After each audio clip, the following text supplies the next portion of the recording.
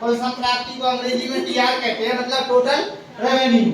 और कुल संप्राप्ति कैसे ज्ञात करते हैं, यानी एक फर्म द्वारा जितनी वस्तुओं का उत्पादन किया जाता है उन सभी वस्तुओं को उसकी कीमत से गुणा करने पर हमें क्या प्राप्त होती है, कुल संप्राप्ति। यानी कि हम कहते हैं निर्गत की इकाइयों को हम कीमत से पी से गुणा कर दें क्यू को, तो हमको क्या प्राप्त हो जाएगा, पीआर, कुल संप्राप्ति प्राप्त हो जाएगी। और कुल संप्राप्ति ज्ञात करने के लिए हमारा जो सूत्र काम करता है पी इंटू क्यू, यानी कि वस्तु की कीमत को उसकी मात्रा से गुणा करने पर कितनी वस्तुओं का उत्पादन किया है उनको उनकी कीमत से गुणा कर दो तो कुल संप्राप्ति हो जाएगी। कुल संप्राप्ति का मतलब है कि जितनी वस्तुएं उत्पादित की हैं फर्म ने उनको वो बाजार में बेचती है और बाजार में बेचने पर उससे जो पैसा मुद्रा जो भी प्राप्त होती है वही क्या है, कुल संप्राप्ति।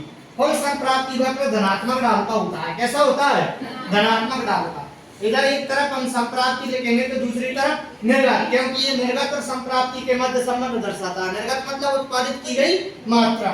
अब जो संप्राप्ति है और ये निर्गत है, इन दोनों के बीच में कैसा संबंध होगा, अगर धनात्मक ढाल है तो इन दोनों के बीच में प्रत्यक्ष संबंध होगा। कैसा संबंध होगा, प्रत्यक्ष। कैसे, मान लो मैं अगर संप्राप्ति इतनी लेता हूँ तो निर्गत इतना, अगर मैं संप्राप्ति को और ऊपर बढ़ाता हूँ तो निर्गत भी बढ़ेगा। संप्राप्ति के बढ़ने के साथ साथ क्या बढ़ रहा है, निर्गत। अगर मैं संप्राप्ति को घटाता हूँ तो निर्गत भी घटेगा।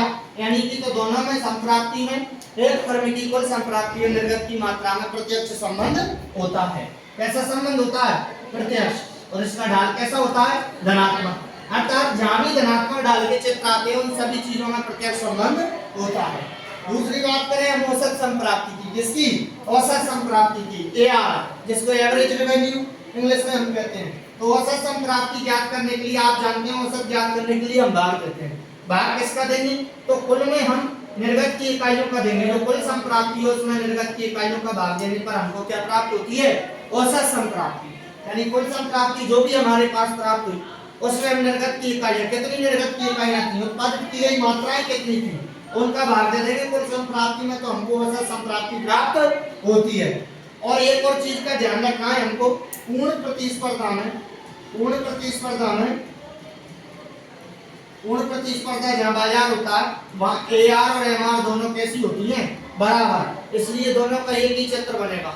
हमारे सिलेबस में सिर्फ पूर्ण प्रतिस्पर्धी बाजार दिया और पूर्ण प्रतिस्पर्धा में औसत संप्राप्ति और सीमांत संप्राप्ति दोनों बराबर होती है। अगर औसत संप्राप्ति का मान आपको दिया है तो आंख बंद करके उसको सीमांत संप्राप्ति में हम लिख सकते हैं।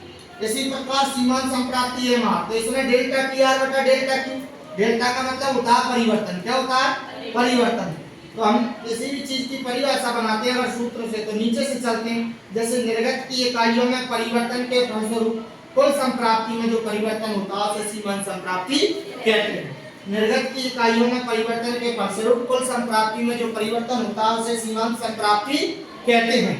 अब ये सीमांत संप्राप्ति इसको सॉल्व करने का ये सूत्र है। अगर इससे सवाल पूछता है, सारणी पूछता है तो डेल्टा टीआर बटा डेल्टा क्यू लगा सकते हैं।